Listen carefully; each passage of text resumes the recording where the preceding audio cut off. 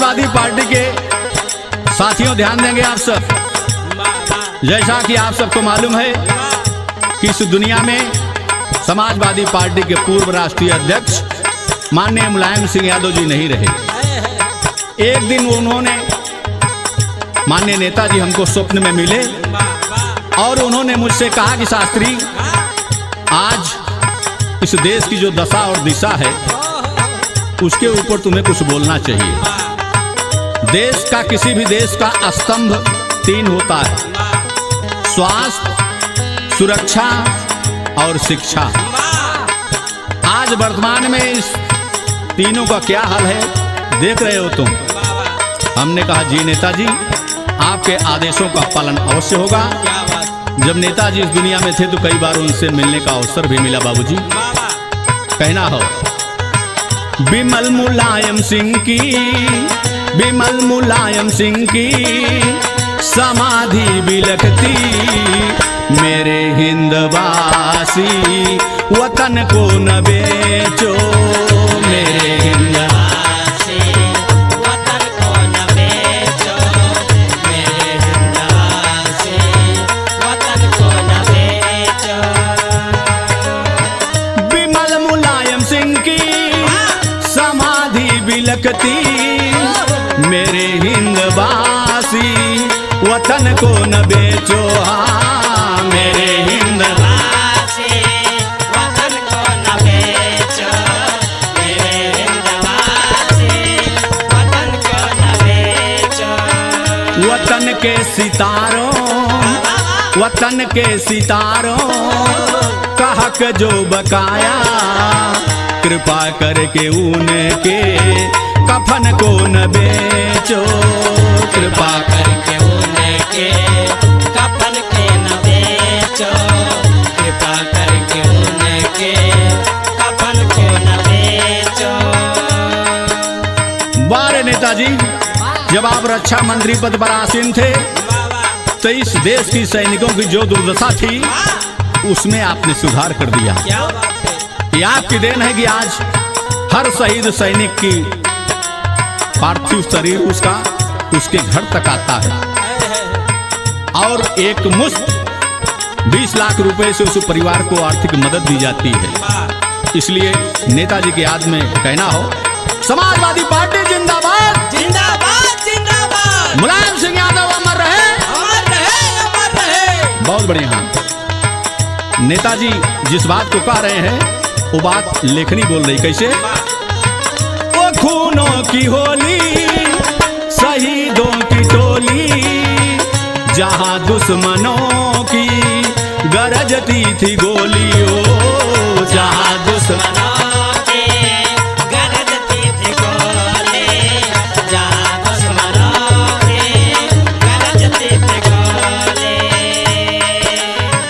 ओ एक सुर में निकली जो जय हिंद बोली, ओ एक सुर में निकली जो जय हिंद बोली, कटे सर लहू के मिलन को न बेचो, कटे सर लहू के मिलन को न बेचो, कटे सर लहू के मिलन को न बेचो।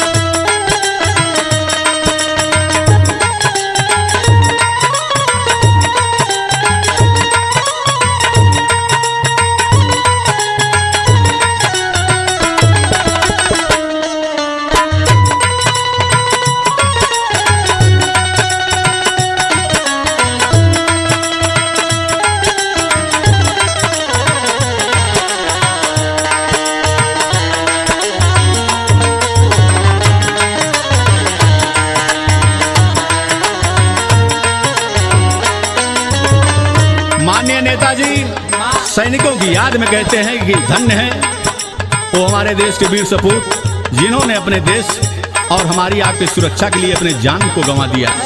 कैसे? जाको गवाया आजादी दिलाया, हमारी खुशी के लिए सर कटाया हो, हमारी खुशी के लिए सर कटाया, हमारी खुशी के लिए सर कटाया। ये सोने की चिड़िया, ये सोने की चिड़िया बनाओ न माटी, सुमन से महकते चमन को न बेचो, सुमन से महकते चमन को न बेचो, सुमन से महकते चमन को न बेचो। माननीय नेताजी इस बात को बता रहे हैं, वो बात कवि की लेखनी कह रही है कि हमारा देश कभी सोने की चिड़िया कहा जाता था, लेकिन आज इस देश की जो दशा है उसको बगैर कहे बन दीन दयाला, आज इस देश की दशा और दिशा दोनों बदल चुके बाबूजी। कैसे? चिरागों से पूछो, उनागों से पूछो, माँ की व्यथा सुनी मांगों से पूछो, माँ की व्यथा सुनी मांगों से पूछो, माँ की व्यथा सुनी मांगों से पूछो।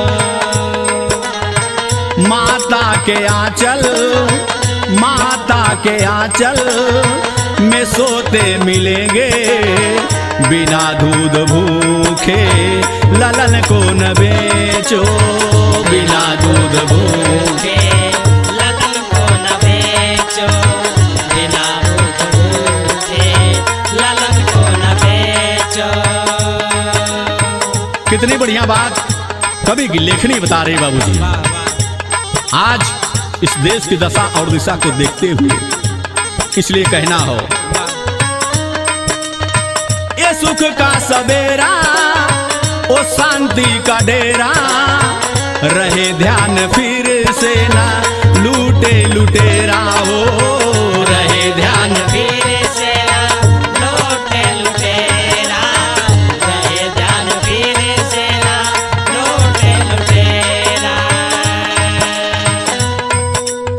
माननीय नेताजी इस बात को वर्तमान सरकार से कह रहे हैं, मुझे भूल जाओ कोई गम नहीं है, मुझे भूल जाओ कोई गम नहीं है, माँ भारती की तपन को न बेचो, माँ भारती की तपन को न बेचो, माँ भारती की तपन को न बेचो।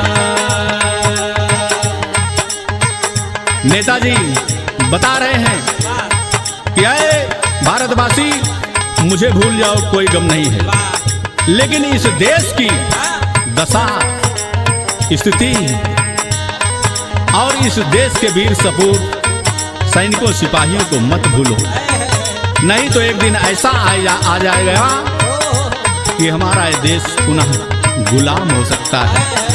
आज की जो स्थिति है ध्यान देंगे, अमर वो सुनामी जो तोड़ी गुलामी, माधव की नम आंखें देती सलामी हो, माधव की नम आंखें देती सलामी, माधव की नम आंखें देती सलामी। संभालो तिरंगा,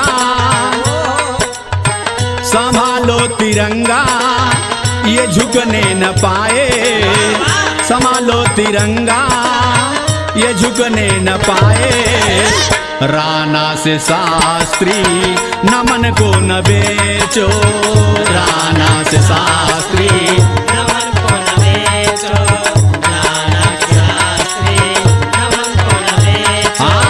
बिमल मुलायम सिंह की समाधि बिलखती, बिमल मुलायम सिंह की समाधि बिलखती, मेरे हिंदवासी वतन को न बेचो।